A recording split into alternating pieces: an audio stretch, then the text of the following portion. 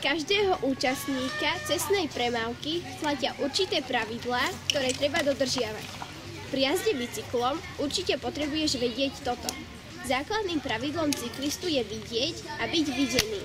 Mať príľbu, vestu, byť pestro oblečený a mať odrazky. Pri jazde musí cyklista držať riadidlá a mať nohy stále na pedále. Riad cyklistov jazdí jednotlivo za sebou s odstupom.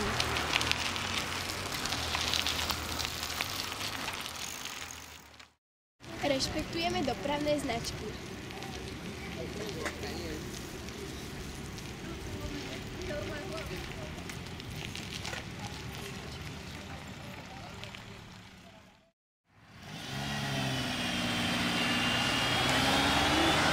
Ak chádzaš na cestu, musíš sa pozrieť doľava, doprava a ešte raz doľava.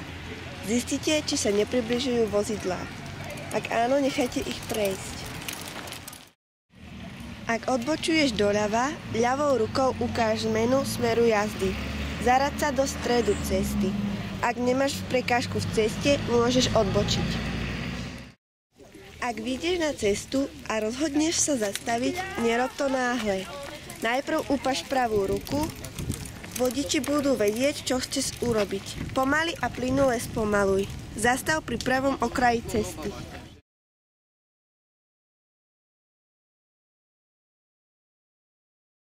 Nebezpečný a nezodpovedný cyklista. Vozí kamarátov na rúre. Jazdí bez držania riadidiel.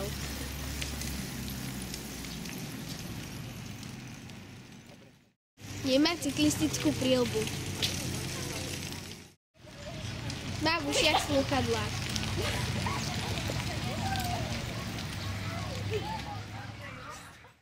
Drží sa iného bicykla alebo vozidla.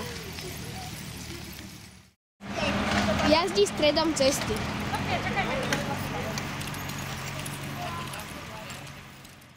To je zahrábanie sa so životom. Vzorný cyklista musí používať cyklistickú príľbu a vestu. Jazdí opatrne tak, aby neohrozoval druhých účastníkov cestnej premávky.